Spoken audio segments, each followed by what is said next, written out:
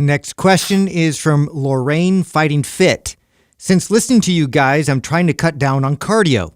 I always do resistance training anyway, but how much cardio is enough for healthy heart, lungs, etc.?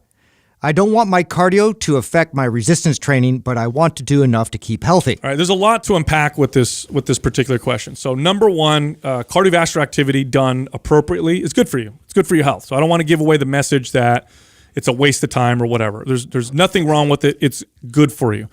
Now the question is about hearts and lungs and the benefits there. The truth is, studies actually show this. Resistance training is just as beneficial for the heart as cardiovascular activity. Where cardio is superior to resistance training is in building stamina and endurance.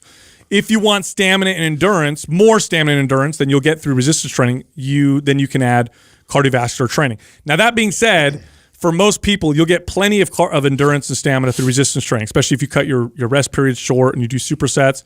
But if you're somebody that wants more athlete levels of stamina and endurance, then go ahead and do the cardio. What's too much? Well, this is very, very dependent on the individual. What's too much for one person is enough for another, just like resistance training. So for most people, if your goal is just overall health, I would say, 30 minutes a day of some kind of cardio is probably great. It's probably going to benefit your health. Well, here's the thing.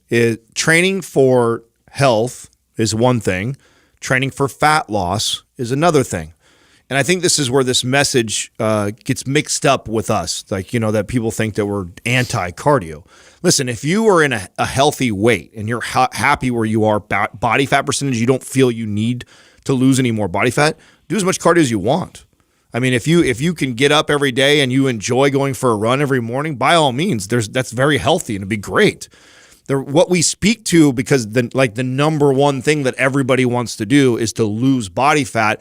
It's a losing battle to go after it through cardio. Right. That is the message. So if you're at where you want to be and you've done it through resistance training and dieting and you got to the body type or size or body fat percentage that you want, do as much cardio as you like. Mm-hmm. I mean, if you enjoy doing it, do it every day. So long as it's appropriate, right? You don't want to overtrain or overdo it. Yeah. I mean, why would you though? If you're just doing it for health purposes, do how much you enjoy. Right. You know what I'm saying? If you're doing it for health purposes, and you like to go for a half-hour run or an hour run every day, then go for it. I like to just promote that there's other options out there, and I think that people will hear that, so they'll just think to get on a treadmill and just walk or run and do the same repetitive thing over and over and over again. When it's actually going to be more beneficial for your body to move in a lot of different ways and to be more active overall. There's so many other joints in your body that need to be expressed and need to be moved, so that way we avoid pain and we avoid these arthritises and things that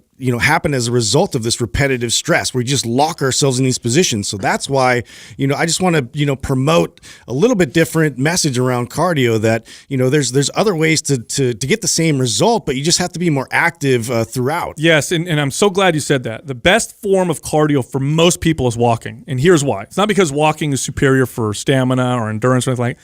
It's because walking is the one skill that most people still possess, right? Most people still walk, so you can go for a walk and you're not going to have absolutely terrible biomechanics and whatever. Most people, this is the truth now, most people in modern societies don't have the skill of running. Sorry. Now, we evolved to run. Humans actually evolved to be amazing runners, but that does not mean that you can run well. If you stop running at any point in your life, if you haven't run every day forever, like most people, you're in your 20s or 30s and you're like, the last time I ran consistently was when I was 10. Just lacing up your jogging shoes, going for a run, it's misleading. You think it's easy. Oh, you just go for a run. It's not a big deal. Running is very technical. It's a very technical movement. And if you haven't done it in a long time, you don't run properly, especially if you run to fatigue. Now you're going to go outside and run till you're tired. You're going to run terribly. And this is why, by the way, studies will show this, the number one form of exercise that causes chronic pain and injury is running. It's exactly what Justin was saying. That repetitive motion over and over again in which you don't do it well. So I'm so glad you brought that up. So walking is the best form of cardio for most people. And then if you want to do more intense forms, treat it like a skill. Don't treat it like a workout.